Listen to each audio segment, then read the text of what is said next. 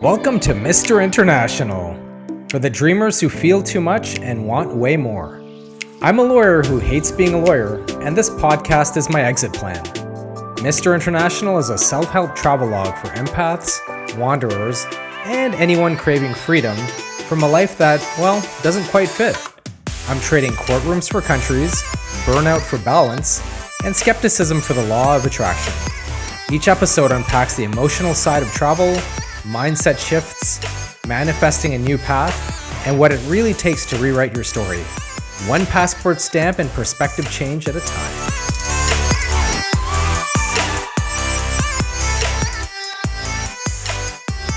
What is up, everybody? Today is Tuesday, May 27, and I want to welcome all of you to the inaugural episode of Mr. International.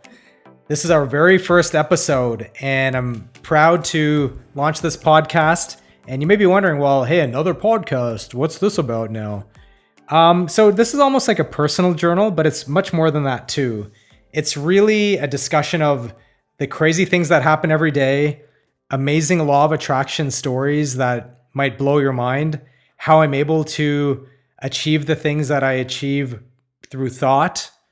And also, I'm going to be talking about a lot of my travels and the rigors of the type of work I do, as I'm an attorney that doesn't necessarily love what I do, but as such, I travel a lot and go on different vacations so that I can heal my soul from a lot of the toxic energy that I absorb as an attorney. So I hope you're going to enjoy joining me on this journey. I'm going to have guests here and there. But instead of rambling on about what this podcast might be about, why don't I just jump into it? And hopefully you guys can subscribe and stay tuned in for the upcoming episodes too, because we're going to be covering some really cool topics, from my recent trip to Turkey and what that was all about, to some incredible law of attraction stories that have odds that exceed 1 in a billion that I've been able to make happen. So I'm going to keep today's episodes somewhat short. Let's start with this. I am an attorney, or at least I practice law is what I should say. I don't like associating myself with being a lawyer. They have a bad reputation in many instances, and after years of practicing, I can kind of see why. Having said that, I am very good at what I do, in my opinion. I am not the courtroom kind of guy, but I have colleagues that handle that part. But I have found over the years that being a lawyer has been very soul-sucking to me, mostly from the kind of work I was doing, which had very, very difficult clients to deal with, many of them probably mentally ill that I never really clued in on, and arguably probably making my head kind of screwed up too, because as an empath, I would absorb a lot of the bullshit from them.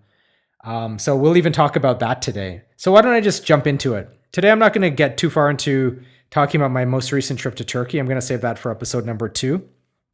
Today, I'll just talk about my day. So woke up. I had a really rough week last week. We had to fire this kid that wasn't doing any work at all and getting away with it. It really drained me emotionally, as I'd gotten some pushback from firing him and wanting to get rid of him. So that kind of made me upset with one of my business partners, but I shouldn't be. But because everything in life is a lesson learned. So in life, it's okay to blame yourself. I tend to always blame myself for everything that goes wrong, because I always say, well, why didn't I do better? But the important part is, how can I do better next time? So whatever you're going through in life, I think it's good to put some blame on yourself and just learn the lesson and friggin' move on. But last week was very, emotional for me in that regard, because I have a certain standard for the kind of people I like to have in my circle, which as over time, my circle has actually gotten smaller. I have great relationships with, everybody I meet, but I've decided that I kind of prefer being a homebody. I started preferring my own company. I didn't like going out as much. Especially if you live in a big city, you have to factor in the long drive times. These days, in the country, tensions are just running high all the time. And I just don't want to deal with that stuff. So I've become quite happy just watching movies at home at night, even on a Friday night. That makes me happy. Cuddling with my kitty. And anyway, so I had a rough emotional weekend because my soul was kind of processing this ordeal of this guy that had just been sucking us dry and not doing his job and getting a paycheck and lying about everything. And then unfortunately, some of my ire turned towards my business partners because I felt like I wasn't being supported as much as I should be. So it was a rough week for me that way. My head, I will say, tends to go on tangents where it just starts thinking and thinking and thinking and going into overdrive on things that don't deserve the energy. But that's just how I'm wired. I am working on it. Yes, they say to meditate. I will say this much about meditation. Not that it's not that easy. We all know it's not easy and you have to keep practicing. But there's meditating and then there's meditating. And there's a reason all of these Buddhist monks and even the Buddha himself, Prince Siddhartha, lived in the forest, because these monks that live in monasteries and in these faraway, more remote places, of course they can meditate. I'm not saying it's even easier doing it the way they do it, but when you're not surrounded by cars whizzing by, terrible drivers, you're not in a service industry where people are calling you every day, you're rolling out 6-7 hours on the telephone every day, and angry people because they're just mentally ill. Like, I'll tell you a story about today in a minute. It becomes difficult because how can you meditate in a war zone? So it's very easy to say, well, meditate, but you're not going to be very successful meditating in a war zone. And I think that unfortunately doesn't get captured enough when people discuss meditation practices. You really kind of, it's almost, can't say it's impossible, right? Nothing's impossible, but it's not realistic to just think meditating is a quick solution to your problems and controlling your emotions when you're in this constant line of fire nonstop. In a way, with all my traveling I do, that is kind of my way of meditating, because only then do I get to be alone and by myself and properly reflect on things and control my thoughts a lot better. So after what was a pretty brutal weekend, which thankfully capped off with me seeing Mission Impossible, the latest installment with Tom Cruise. By the way, if you haven't seen it, please go see it. I mean, this guy, Tom Cruise, is easily the greatest action movie star and probably one of the most incredible movie producers in history for action movies. I mean, the guy's just a genius the way he puts everything together and ties in storylines. A lot of that goes to the writers, obviously.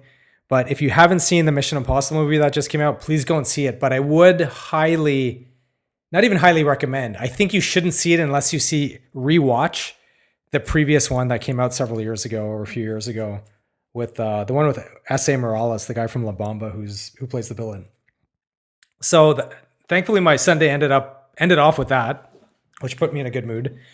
And one thing I'm working on is not checking email on Monday mornings. Yes, it's Tuesday because it was so-called Memorial Day weekend, so Monday was a holiday. So today's Tuesday, but it's like the Monday, right? It's the first day of the work week. And I try not to really look at email as much because I don't want my morning to start off on a bad note. And that's kind of where I'm at in my career, where, I guess I'm expecting somebody to be complaining. And sure enough, I checked an email and some moron of a client, and this is why I've moved away from a certain practice area of law. This complete fool, I always ask them for the documents. I need like 7 different documents, and they'll always send me like 1 out of the 7, and I'll say, well, I need the other 6. And then they'll ask me, well, what are the other 6? And being an advocate for customer service, I'll go through the process of indicating what are the other 6 documents instead of just telling them, hey, go read the email, because I don't want to sound like a dick. It started getting to that point, though, because they would still not send me what I want. And I finally said, can you just reread the other emails? You keep asking me the same questions. The client's been very difficult to deal with. She'll send me like half of a sentence, which makes no sense. I don't know if she's high or on drugs. And then it gets even better. Like today I wake up and she sends this nasty email, WTH, as in, what the hell are you sending me? Do you even read what you send to me? And I was like taken aback. It felt like somebody punched me in my chest, because as a sensitive person, I'm like, what? How can a stranger talk to me like that? Especially somebody as stupid as this person who I wouldn't even allow to lick the bottom of my shoes. And it was kind of interesting because I didn't bother reading the rest of the email because I thought they're doing what's called an emotional drive-by, where they're trying to take out their frustration in life on the person helping them, which is a bizarre concept, but happens all the time. And I didn't even bother reading the rest of the email. Instead, I just snapped back. I said, don't ever talk to me like that. Watch your tone. Otherwise, you can go find another lawyer. You have until 4 p.m. today to apologize. Now, I'm glad I stood up for myself. But on the flip side, it's just a unnecessary energy drain. Now, as we approach the end of the day and I'm recording this podcast, I'm thinking of just sending her what we call a drop letter and telling her to go find somebody else because nobody's going to want to deal with her. Now, this is the stuff as an attorney you deal with on a daily basis, and it's very draining. Some people have the personality to just kind of like brush it off their shoulders. I've never had that personality. I'm a sensitive guy. I'm a thoughtful person. And these things kind of wound me a little bit, even though I'm way better now at talking back and telling people to go F themselves. That doesn't make me happy. You know, it's like you're in this constant line of fire. And again, you're dealing with a lot of mentally ill people who, like, I swear to God, I've had clients who have blamed me for having to file, say, for example, a bankruptcy, even though they came to me to file a bankruptcy in the front. I can't even process that stuff. Anywho, I kept a positive note throughout the day, even though that kind of bothered me a bit. And here's my first law of attraction story to you, which you guys will love. Now, I travel a lot, and one of my favorite places to go to is Southeast Asia, in particular, the Philippines. And what's funny is, check this out. There's a chiropractor who's been calling me and contacting me wanting to connect. I hadn't met her on the phone yet, but we'd been exchanging, text messages and emails saying, hey, when can we talk to introduce ourselves to maybe do business together? Now, as we got to talking, we totally hit it off. You know, when you're talking with somebody, you can really kind of gauge their energy very quickly. And it is true what they say, like most of what you feel from somebody's not verbal. It's just like the energy flow between the two. And I used to ignore that part, but now I'm spending a lot more time delving into and paying attention to the type of energy that a person gives off when I make a decision about things. But it was an interesting conversation, and I'll tell you why. I'm planning to go to the Philippines again in a couple of weeks, and I just came back about 2 months ago. I was in Manila, and I usually go to this city called Cebu.